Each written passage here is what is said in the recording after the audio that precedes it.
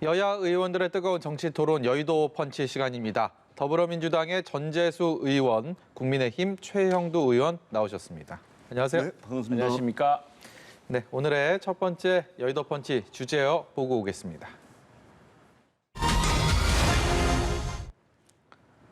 네, 한미 정상회담 이후에 여야가 약속이나 한 듯 백신 마케팅에 열을 올리고 있습니다.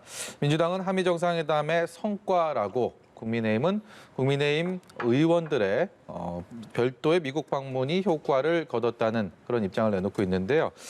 백신과 관련해서 이 한미 정상회담 그 성과를 두고도 잘했다 혹은 아쉬웠다 이렇게 확연히 갈리는 모습입니다. 관련돼서 이 성과에 대한 얘기 좀 해보겠습니다. 먼저 한미 정상회담에 대한 여러 가지 평가들, 어제 또 대통령과 야 5당 대표의 오찬 간담회가 있었는데 특히 백신 관련해서 견해가 많이 엇갈리는 것 같습니다. 대통령은 굉장히 뿌듯했다라고 평가하는 반면에 어제 김기현 원내대표는 실질적으로 물량 확보 못한 부분이 아쉽다라는 평가를 했는데요. 어떻게 보셨습니까? 그러니까 어제 이제 대통령께서 이제 여야 지도부들을 청와대로 모시고 예. 방미 성과를 이제 보고를 했는데 뭐 다른 거는 이제 뭐 다 이제 뭐 별 말씀들이 없으신데 우리 앵커님께서 말씀하신 대로 백신만 가지고 좀 이제 논란이 좀 있는 것 같습니다. 그런데 이제 대통령께서도 어제 말씀을 하셨듯이 지금 국민의힘에서는 말하자면 그 우리 최영도 의원님 포함해서 의원님 두 분이 이제 백신 사절단이라 해서 갔는데 네.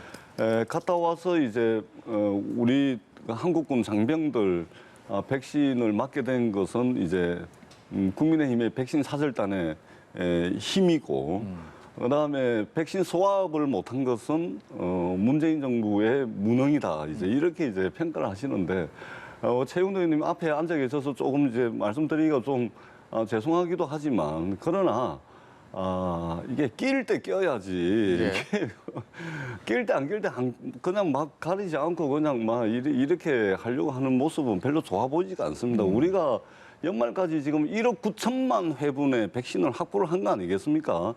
소위 말해서 이게 소합이라는 것이 이전에는 이제 통화 소합, 그러니까 우리가 달러가 부족할 때 미국의 달러를 먼저 가져다 빌려 쓰고 나중에 갚아주고 이런 형식의 이제 표현을 빌려서 이제 백신 소합이라 그랬는데 지금 이게 물량이 이제 충분히 확보가 돼 있는 상태입니다. 그리고 이제 사실은 이제 접종 속도를 얼마나 높이느냐. 그래서 백신을 맞은 분들에게 어떤 인센티브를 줘가지고 백신에 대한 불신을 좀 없애고 속도를 높여 나갈 건가. 그렇게 해서 집단 면역을 이룰 것인가. 여기에 좀 초점을 맞춰야지. 아니 국민의힘 국회의원 달랑 두 분이 가셔가지고 무슨 그렇게 큰 성과를 내다고 이게 일국의 대통령이 가서 여러 가지 이제 성과를 가져왔는데 그것에 대해서 이렇게 잘한 것은 잘했다 이렇게 좀 평가를 해주시는 것이 그래도 이제 야당의 도리가 아닌가 저는 그렇게 생각을 합니다. 두 분의 백신 사절단 중에 한 분이십니다. 박진원 의원과 함께 미국을 방문했던 최영도 의원이 공교롭게 오늘 모셨는데 지금 쭉 들으셨잖아요. 하실 네네. 말씀도 꽤 많으실 것 같은데. 이 여당에서 이렇게 자꾸 홍보를 해주시니까 저희가 뭐 그렇게 강조한 적이 없는데 국민의힘이 너무 홍보를 한다고 하면서 저희 역할을 이야기해 주시니까 오히려 자꾸 저희 역할을 홍보해 주시는 것 같은데 저희는 이렇게 생각합니다. 백신에는 초당파 외교고 저희들이 나가서 절대로 이게 뭐 당파적으로 국민의힘만으로 된다고 이야기한 적도 없습니다. 지금 제일 중요한 문제는 우리 전재수 의원님 말씀하셨습니다만 백신 접종의 속도를 높이는 문제입니다. 우리 백신 수급의 가장 큰 문제가 뭐냐면 상반기에는 1,300만 명분만 들어옵니다. 하반기에는 분기별로 지금 8천만, 9천만 병씩 들어옵니다. 그러니까 상반기는 부족해서 지금 가뭄에 콩나듯 백신을 맞아야 되는 상황이고 하반기는 많이 들어오는데 문제는 이 지난 여름을 기억해 보십시오. 지난 6월에 우리 마스크 벗고 살았습니다. 지금 마스크 쓰고 살고 이 여름이 어떻게 될지 참 걱정스럽습니다. 오늘만 하더라도 국회에서 저희들 뭐 전 의원도 알고 계시지만 국회에서 계속 경보가 옵니다. 뭐 의원실 어디에서 해관 몇 층이 지금 뭐 상당히 위험하다든가 뭐 이렇게 오는데 그런 지뢰밭 같은 상황을 계속 견디고 있지 않습니까? 그래서 저희들이 갔던 이유는 이겁니다. 백신 소합은 여전히 가능하다고 생각합니다. 그리고 이 정상회담에서 충분히 정상회담에는 많은 의제가 있었기 때문에 사실은 우리 대통령이 짧은 시간에 여기까지 충분히 이야기할 시간이 부족했다고 저는 뭐 양해를 합니다. 그러나 그것이 불가능하다고 이야기하는 것은 정부와 여당이 다시 한번 성찰해야 될 대목이고 이런 겁니다. 백신 수합이라는 것은 우리가 하반기에는 물량이 넘치는데 지금 상반기에 물량이 너무 부족하기 때문에 이 상반기 물량 부족한 거를 미국과 물류 공유를 통해서 빨리 확보하자는 겁니다. 이게 무슨 미국이 후진국한테 8천만 도지 줄 때 우리도 끼워달라는 그런 내용이 아니거든요. 그런 내용이 아니고 다음에 이제 한국군 55만 명 문제에 대해서는 이제 이렇게 말씀드리겠습니다. 저희들이 뭐 우리 그런 식으로 말씀드린 적은 없고 대통령 오시기 전에 워싱턴 특파원 간담회를 했습니다. 소개를 하면서 미국 사람들이 이제 그 당시 특파원들 관심이 8천만 명 중에 한국이 한 몇 천만 명 되겠느냐라고 물어보길래 미국 사람들 이야기는 뜻밖의 한국이 부자 나라인데 그 백신을 못 구해서 그 했다는 게 납득하기 힘들다. 그리고 지금 미국에게 달라는 나라들이 많아서 한국에게 그 8천만 그 중에 줄 수가 있겠느냐 이렇게 이야기를 해요. 그래서 그건 수합이란 방식으로 한국과 미국이 물류 이 유통기한이 있기 때문에 백신도 그걸 효율적으로 공유하면은 서로가 윈윈할 수 있다. 일종의 이게 이제 우리는 말하자면 로켓 배송의 나라지 않습니까? 그래서 그런 그 개념을 설명하면서 좀 그렇게 보더라도 우선에 주한미군만 다 접종하면 뭐 하느냐. 주한미군 접종률이 90% 넘습니다. 카츄샤도 한 80% 됩니다. 한국군 20대가 백신이 없어가 지금 못 맞고 있는데 휴가도 제대로 못 가고 병영에서 고통을 겪고 있는데 한미연합 전력이 한반도 평화를 같이 지킨다고 한다면은 이 부분은 고려해야 되는 거 아니냐 그랬더니 메이크 센스하다고 그랬어요. 그래서 그런 이야기를 저희들이 특파원들에 소개를 했습니다. 그리고 이게 보도자료에 나와 있고 예. 그런 것들이 반드시 야당만 되었겠습니까? 우리 국방부도 노력했을 테고 정부도 노력했겠죠. 그래서 백신도 이건 초당파적으로 함께 힘을 합쳐야 될 부분이고 우리가 강조하고 싶은 것은 지금 백신 가뭄으로 상반기가 부족한 건 사실입니다. 우리가 하루에 150만 명씩 접종할 수 있는 접종 능력이 있는 의료 선진국입니다. 그런데 지금 하루 일주일에 지금 화이자 백신이 한 30만 명씩밖에 안 들어옵니다. 예. 이걸 좀 효율적으로 조달하는 방법이 없겠느냐고 논의한 것이 백신 소합이고 이거는 한미 보건 당국 간에 실제로 미국에 가보면 미국 약국 사이에서 일어나고 있는 일입니다. 그런 일들을 스톡과 플로우 이 개념으로 효율적으로 접근해 보면은 중요한 것은 무슨 방법을 썼더라도 우리 국민들이 여름을 안전하게 넘기도록 백신 접종 속도를 높이도록 정말 가뭄에 콩나듯이 속 타는 게 아니라 정말 대지를 흠뻑 적실 수 있도록 이렇게 네. 백신 소나기를 좀 받았으면 좋겠습니다. 그걸 하기 위한 방법론으로 저희들이 백신 수합을 제기했고 그런 것들을 미국 조야와 이야기를 해보니까 상당히 그 어떤 방법론 같은 게 좀 섰다는 이야기고 지금 이제 미국 의원단이 아마 7월 초에 한국을 방문할 겁니다. 그리고 한미 의원 외교가 좀 재개되어서 아마 여당에서도 이제 정상회담이 끝났으니까 6월달쯤 되면 함께 미국에 가서 백신 수합이라든가 노력할 일이 있을 테고 제일 중요한 거는 백신 허브입니다. 지금 병입 정도 해갖고 위탁 생산 해갖고는 우리나라가 백신 선진국이 될 수가 없습니다. 그래서 우리 정부에도 목표가 있을 테고 한데 여야가 힘을 합쳐서 정말 한미 백신 파트너십이 백신 허브로 이어져서 우리나라뿐 아니라 전 세계의 백신 공급의 중추 기지가 될 수 있도록 한미가 힘을 예. 합쳤으면 좋겠습니다. 바로 잡자 보면요. 한미 정상회담에서 나온 성과 중에서 우리 군 55만 명분에 대한 백신 지원 공급 이 부분은 앞서서 뭐 정쟁거리가 되면서 백신 사절단 야당의 어떤 그런 역할이 더 컸다라는 그런 부분의 그런 관측들도 있었는데 사실 듣고 보면 그건 또 정상회담은 정상회담대로 또 야당에서는 야당대로 그럼요. 함께 네. 노력했다 뭐 이런 합쳐지면 말씀을 봐야죠. 하신 거고요. 그리고 그 백신 허브에 대한 부분들도 말씀하셨는데요. 특히 뭐 계속해서 최영도 의원도 지금 쭉 들어보면 백신 수합을 계속 얘기를 하십니다. 지금 김기현 대표도 백신 허브 특위하면서 백신 수합을 계속 추진하겠다라는 얘기를 또 했고요. 우리 정부는 이번 정상회담에서는 백신 수합은 회의 의제가 아니었다, 정상회담의 의제가 아니었다라고 명백히 밝힌 바가 있는데요. 이 부분은 궁극적으로 어떻게 가야 된다고 보십니까?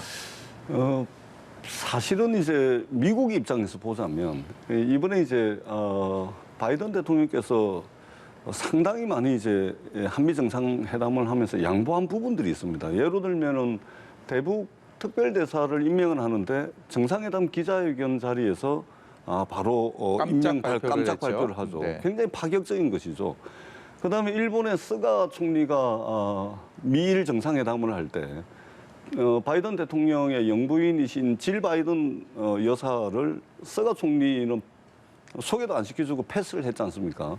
문재인 대통령께는 직접 영부인도 소개를 시켜주고, 그 다음에 굉장히 이게 중요한 일인데 이제 한미 미사일 지침 같은 경우도 사실은 이거를 종료를 하게 되면은 1979년도에 미사일 지침이 생겼는데 바이든 대통령이 말하자면 발표를 통해서 한미 미사일 지침은 이 시간부로 종료한다라고 미국 대통령이 발표를 해야 되는데 그것도 문재인 대통령에게 발표를 하게끔 굉장히 배려를 해준 것이죠. 예. 이 백신과 관련해서는 있지 않습니까? 특히 백신 소화과 관련해서는 세계 초인류 국가인 미국이 바라볼 때는 그래도 대한민국이라는 나라는 이 코로나가 완전히 정부가 이제 통제 가능한 범위 내에서 관리가 되고 있기 때문에 상당히 좀 코로나19로부터 안전한 나라다 이렇게 평가를 하고 주변에 이제 중남미 국가라든지 브라질, 아르헨티나 지금 난리 아닙니까? 거기다가 인도 같은 경우는 이게 완전히 지금 코로나19 때문에 생지옥의 상황을 지금 수억 명의 인구가 겪고 있지 않습니까? 네. 이런 측면에서 볼 때 초인류 국가인 미국이 이 백신 소합을 정부에서 통제가 되고 있는 한국에다가 이걸 하는 것보다는 지금 인도라든지 중남미의 여러 나라들 지금 이 정말로 위험한 상황에 처해 있는 이런 나라의 초인류 국가인 미국이 먼저 좀 지원을 하는 것이 이 세계적 위상을 고려했을 때 미국의 역할이 맞는 것이죠. 그런 측면에서 백신 소화업이라는 것은 한미 간에 논의할 만한 의제는 분명히 아니다. 더더구나 우리가 이제 하루에 150만 명의 접종 능력을 가지고 있는데 하반기에 되면은 우리가 이제 마스크가 처음에 없어가지고 난리가 나가지고 막 그랬었는데 지금 마스크가 넘쳐나고 있지 않습니까?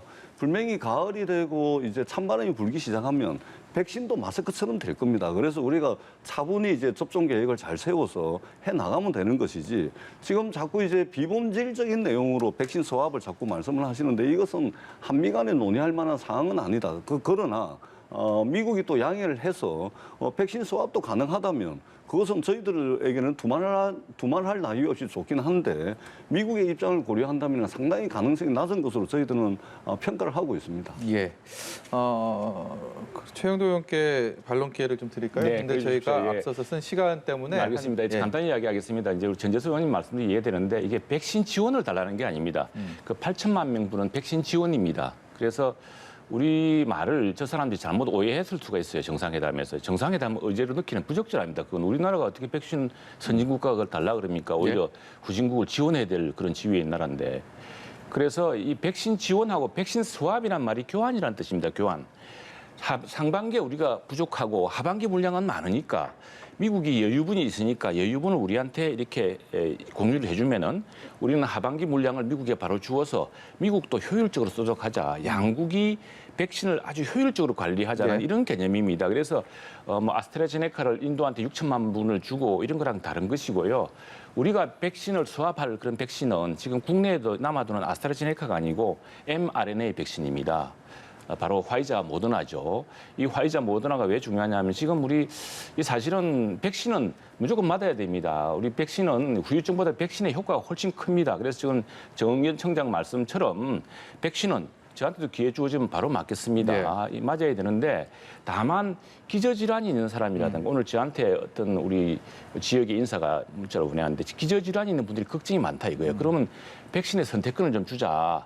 그러니까 백신의 선택권을 위해서도 mRNA 백신이 부족합니다. 우리가 절대적으로 부족한 게 mRNA 백신이거든요. 하루에 150만 명씩 접종할 수 있는 능력을 가진 국가인데 mRNA 백신, 그것도 파이자는 일주일에 20만, 30만 개씩 들어오고 있습니다. 그래서 그 화이자를 좀 빨리 당기는 방안으로 저희들이 고안한 것이고 이건 실제로 미국 약국 내에서 미국의 약국끼리, 미국의 주끼리 이루어지고 있습니다. 우리는 총알 배송의 나라고 대한항공이 미국 전역의 공항을 수시로 다니는 나라입니다. 그리고 굉장히 선진 기술을 갖고 있기 때문에 그거는 우리가 후진국처럼 지원을 달라는 게 아니고 미국과 함께 선진국의 입장에서 백신 자원을 효율적으로 관리하자는 개념으로 접근해보는 게 맞고요. 허브라는 것은 지금 단순히 모더나를 병입하는 거로 삼성 바이오로직 쓰지 마라. 우리는 같이 개발하자. 같이 개발해서 대량 생산해서 예. 세계 각국한테 우리도 다 쓰고 세계 각국한테 전 세계 인구 60억입니다. 그렇다면은 두 차례 맞아야 되지 않습니까? 그럼 1년에 120억씩 필요합니다. 병이 필요합니다. 미국은 할 수 없는 일입니다. 한국도 할 수 있다. 그걸 지원하기 위해서 우리 여야 국회가 힘을 합치자라는 것이 저희 당시 안입니다. 그래서 예, 전 예. 의원님 걱정이랑은 좀 다른 차원입니다. 네. 한 가지만 더 미국을 다녀오셨으니까 네. 알려지지 않은 예. 얘기들 중에서 좀 이번에 좀 책임 있는 위치에 있는 미국 내 관계자와 만나서 소개되지 않은 혹시 일화나 저희한테 이 자리에서 빌려서 좀 하실 말씀 있을까요? 예, 예. 그래서 참 저희들 많이 만나고 사실은 이게 어원 외교입니다. 어원 외교고 저희들이 방문했고 미국 하원에서 외교위 사람들이 7월 초에 한국을 또 방문할 겁니다. 그런 이제 기뜸을 받았고요. 우리도 한미 어원 외교 차원에서 아마 여야가 함께 가게 될 것인데 미국은 의회가 정부보다 훨씬 센 나라입니다. 그래서 어원 외교가 중요하고 이번에도 미국 의회, 특히 미국 의회는 의회를 움직인 사람들은 우리 교민들입니다. 교민들이 유권자니까 이런 분들이 힘을 써서 한국에 백신 지원을 해달라고 하니까 네. 앤디 킴이라는 민주당의 우리 한국계 의원이 해리스 부통령한테 이야기하고 부통령이 관심을 가지고 이런 복합적인 과정이 있었던 것이거든요. 예. 그래서 그런 것들을 좀 미국 어원 외교를 잘 활용하는 방안을 좀 생각해야 될 것 같고 네. 또 하나 이제 상당히 바이든 행정부가 노련하다는 걸 느꼈습니다. 그리고 그 점이 우리로서는 다행인데 과거 트럼프 대통령 같은 경우에는 좀 난폭하지 않았습니까? 부자 나라에 주한미군을 주둔시켜줬다고 돈 내라고 윽박 지르지 않았습니까? 근데 이분들은 굉장히 노련하게 미사일 같은 것도 풀어주고 또 그러면 사실 미국의 이익을 또 한미 동맹을 새롭게 복원시켰는데 네. 이런 말을 하더라고요. 쿼드 있지 않습니까? 인도하고 일본, 호주가 네. 차는 그게 이제 반중 전선이다 그래서 상당히 걱정을 많이 하고 했는데 거기에 대해서 이제 미국 전문가들, 미국 사람들 이야기가 쿼드도 트럼프 때 쿼드랑 바이든의 쿼드는 다르다. 특히 인도가 비동맹 국가인데 비동맹 국가인 인도가 왜 반중 전선을 형성하겠느냐. 그런데 오히려 동맹 국가인 한국은 쿼드에서 억지로 빠지려고 그러는데 예. 지금 쿼드는 오히려 백신 동맹 같은 것이다라는 이런 설명도 들었습니다. 예. 두 번째 주제로 넘어가 보도록 하겠습니다. 보여주세요.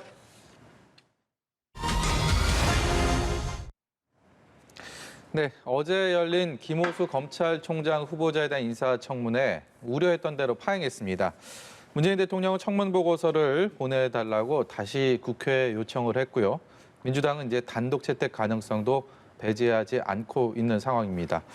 국민의힘은 계속해서 반대하는 입장을 내놓고 있고요. 민주당은 여기에 대해서 무분별한 흠집 내기라는 상황, 입장을 유지하고 있는 상황인데요. 이 문제는 어떤 결론을 맺을 것 같습니까? 일단은 사실은 이제 국회 인사청문회법에 의하면 청와대에서 인사청문 요청안을 국회에 접수를 시키게 되면 20일 안에 이제 인사청문회를 끝내고 인사청문 보고서를 채택을 해서 정부로 송부를 해야 됩니다. 그래야죠. 국회가. 그게 어제까지가 딱 20일 되는 날입니다. 그래서 어제부로 사실은 이제 국회 시간이 끝이 난 거죠. 근데 오늘 이제 청와대에서 다시 한번 여야가 좀 머리를 맞대서 그 인사청문안을 다시 재송부를 해달라. 그리고 그것이 31일까지 해줬으면 좋겠다 해서 이제 오늘 오전에 이제 국회에 접수를 이제 한 것입니다. 네. 그런데 이제 검찰총장이라는 자리는 굉장히 중요한 자리 아닙니까? 어제 인사청문회를 저도 잠시 봤는데 이게 검찰총장의 어떤 직무 능력과 관련해서 이게 인사청문회가 이루어지는 것이 아니고 결국은 어제 저녁에 여야 의원들이 그냥 뭐 이게 서로 고성 지르고 뭐 이거 치고받고 싸우면서 예. 말하자면 검찰총장 인사청문회가 진행이 못 된 겁니다. 이것은 참 이게 국회가 해야 될 역할을 의원들끼리 싸우면서 인사청문회가 이게 제대로 진행이 못 됐다는 측면에서는 굉장히 이게 이 볼썽사나운 모습을 좀 보였다. 이렇게 생각을 하고 어제 파행이 되기 전까지 진행된 청문회 과정을 보면은 김호수 검찰총장은 크게 뭐 이게 뭐 문제가 있거나 그런 것 같지는 않습니다. 다만 이제 수임료 문제가 좀 있긴 한데 이 부분은 이제 또 여러 차례 사과를 했고 국민 눈높이에 맞지 않았다라는 부분도 스스로 또 인정한 부분도 있고 해서 예. 뭐 크게 문제는 없을 거라고 보고요. 그렇다 그래서 이거를 여당이 단독으로 또 채택을 하기에는 뭐 부담이 있습니다. 그래서 31일까지니까 야당과 함께 머리를 맞대도록 하겠습니다. 최선의 노력을 다하고 그럼에도 불구하고 법은 지켜야 되지 않습니까? 끝내 31일까지 잘 되지가 않는다면 채택을 단독으로 하는 이런 가능성도 저희들은 열어놓고 그러나 우선적으로는 야당과 최선을 다해서 머리를 맞대도록 하겠다는 말씀을 드리겠습니다. 사실 여야가 합의를 해서 어떤 결론을 내는 것이 국회에서 보여줄 수 있는 가장 믿음직한 그리고 사랑받을 수 있는 그런 그림인데 어제 진행을 맡은 여당 간사 박주민 의원은 이제 단독 채택에 대해서도 논의를 할 것이다. 지금 말씀하신 것처럼 가능성을 열어놨습니다. 이제 31일까지 시간, 주말까지 포함해서도 그렇게 많은 시간은 아닌데 여야가 글쎄요, 머리를 맞대고 협의를 하는 부분 기대는 하겠지만 그렇게 큰 결과를 낳을 거라는 생각이 왠지 안 듭니다. 어떻게 보면은 간단한 문제거든요. 어제 이제 김남국 의원이 이제 발언하는 중에 서로 이제 고성이 왔다 갔다 하고 그렇게 해서 이제 김남국 의원이 이제 사과를 하겠다. 그러니까 국민의힘에서도 사과를 하시라 했더니 국민의힘에서 최종적으로 온 것은 뭐냐면은 그러면은 그 당사자 말고 행위자 말고 야당의 간사가 대신 유감 표명을 하겠다 지금 이렇게 온 겁니다. 그것은 말이 안 되죠. 네. 사과할 사람이 있는데 네. 왜 그 대리 사과를 하실 필요가 없고요. 그것만 좀 되고 네. 하면은 이제 인사청문 보고서 채택을 놓고서 여야 간에 좀 협상을 하면 저는 인사청문 보고서 채택이 그렇게 어려운 일은 아니라고 봅니다. 끝까지 31일까지 며칠 남아 있기 때문에 네. 최선을 다해서 야당과 협의하겠습니다. 다만 이제 그랬음에도 불구하고 잘 안 되면 이건 31일까지 국회에 주어진 시간은 31일까지로 딱 정해져 있기 때문에 이 법상 그런 겁니다. 국회가 언제까지 법을 그냥 가볍게 여기고 마음대로 그냥 막 위반해도 되는 것으로 그렇게 할 수는 없는 일 아니겠습니까? 김용민 의원과 조수진 의원, 유상범 의원 간에 있었던 그런 설전 갈등이 그야말로 현재 여야의 어떤 앙금을 여과 없이 보여주는 상황이 아닌가 싶은데 이 문제는 국민의힘은 어떤 견해를 가지고 어떻게 풀어가야 된다고 생각하십니까? 저희들은 참 안타깝습니다. 이건 결국 대통령께서 좀 설교를 풀었으면 좋겠고 검찰총장 추천위원회 의견만 제대로 따라줘도 좋을 것 같습니다. 이 검찰총장 추천위원회에서 이게 공개되면 안 될 내용인데 다 공개가 돼 버렸습니다. 이 지금 후보자가 점수가 낮습니다. 여러 가지 평가를 했겠죠. 그분들이 최소한 그 의견만 따라줘서도 좋지 않을까 싶은데 이제 제일 중요한 거는 뭐냐면은 지금 우리 문재인 정부 민주당이 가장 오랫동안 외치고 있던 게 검찰 개혁이고 검찰을 바로 세우겠다는 거 아니겠습니까? 바로 선 검찰은 뭡니까? 정치로부터의 독립, 또 파사 현정이라고 하는 정말 그 악을 척결할 수 있는 담대함과 공정함의 화신으로서의 검찰총장. 그래서 한동안 윤석열 총장을 살아있는 권력을 수사했다고 그렇게 총장님 하지 않았습니까?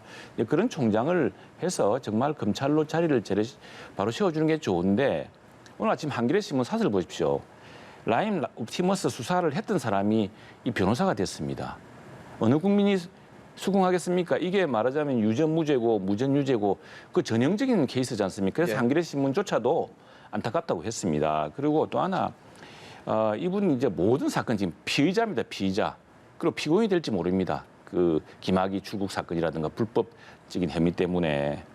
그래서 이런 그 무리한 검찰총장 인선을 강행해야 되느냐. 오히려 검찰총장 인사위원회의 의견만을 다시 받아들여서 원점에서 재검토하는 방법이 어떤지 그렇게 하면은 이제 임기 1년도 안 남은 문재인 대통령도 정말 검찰 하나는 제대로 바로 세웠다 이런 평가를 받도록 하시는 게 좋을 것 같고 김호수 총장 후보자한테도 드리고 싶은 말씀은 검찰 격언에 이런 게 있습니다.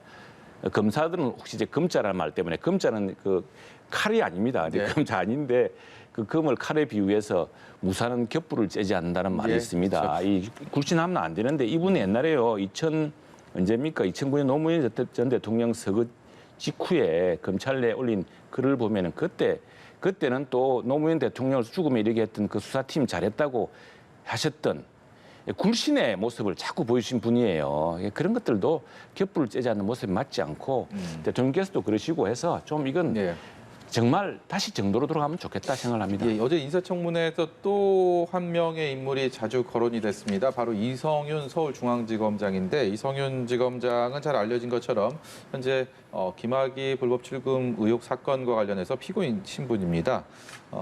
여기에 대해서 어떻게 할 것인가? 김호수 후보자가 검찰총장이 된다면 직무를 계속 수행을 시킬 것인가, 배제할 것인가가 여야 청문위원들의 주된 또 질문 중에 하나였는데 딱 떨어진 답은 하지 않았습니다. 일단은 나중에 생각해보겠다라는 정도의 답변을 했는데 이성윤 지검장은 김호수 총장이 된다면 어떤 그림을 그려가야 된다고 보십니까? 사실 어제 뭐 인사청문 자리에서 검찰총장 후보자가 뭐 양당 간에 이렇게 하겠다 저렇게 하겠다 아마 답변은 하긴 상당히 곤란했을 겁니다. 왜냐하면은 스스로 혼자서 이제 결정할 수 있는 문제가 아니고 법무부와도 상의를 해야 되고 그렇기 때문에 어제 자리에서 뭐 확실한 말씀을 하시기는 굉장히 뭐 난처한 상황이었다는 것은 이제 충분히 이해가 되고요. 다만 이제 직무와 관련해 가지고 뭐 고소 고발이나 재판이 진행되거나 이런 경우에는 이제 어떤 공무원을 막론하고 직무 배제가 되어 왔던 그런 사례들이 좀 있을 겁니다. 아울러서 뭐 또 그럼에도 불구하고 또 직무 배제되지 않은 사례도 있을 거고 그래서 그러한 부분들을 전반적으로 좀 종합적으로 검토를 해서 예. 검찰총장 후보자가 검찰총장이 된다면 이성윤 지검장에 대한 직무 배제를 좀 논의를 하지 않을까. 이 부분은 집권 여당 입장에서는 뭐 선택하는데 상당히 어려울 수도 있겠습니다만 적어도 상식적 수준에서 국민들이 양해 가능한 선에서 좀 결정을 했으면 좋겠다. 예. 이런 생각을 개인적으로 가지고 있습니다. 네. 최영도 의원은 어떻게 생각하세요? 예, 우리 진재수 의원님 그러고 참 우리 민주당 의원님도 입장이 어려우실 것 같아요. 그래서 사실 어려울 때는 캐도 낱말하고 어려운 것은 간단하게 풀어야 됩니다. 원칙으로 가면 되고요. 네. 지금 이제 김호수 후보자도 그렇습니다만 이성윤 서울지검장도 이 피고인입니다. 피고인. 이 기소돼 있습니다. 이미 예. 기소돼 있고 불법 혐의죠. 그리고 서울지검장으로서 수사의 진행이라든가 수사의 지휘에 있어서 굉장히 부적절한 사례가 많아서 지금 뭐 스스로 검찰 내 신망도 없는 이런 어려운 지국입니다. 이분도 사실 여당을 어렵게 하지 말고 예. 좀 무사가 격불을 쬐지 않은 그런 모습을 보여줬으면 좋겠는데 당사자 그러지 못할 것 같으면은 여당도 원론으로 돌아가셔서 정말 국민의 기대, 이 문재인 정부 그리고 민주당이 검찰 개혁 하나는 원칙대로 했다는 걸 좀 보여주시면 좋을 것 같습니다. 예, 오늘 말씀 여기까지 듣도록 하겠습니다. 지금까지 여의도 펀치 민주당의 전재수 의원, 국민의힘 최형두 의원이었습니다. 고맙습니다. 네, 고맙습니다. 감사합니다.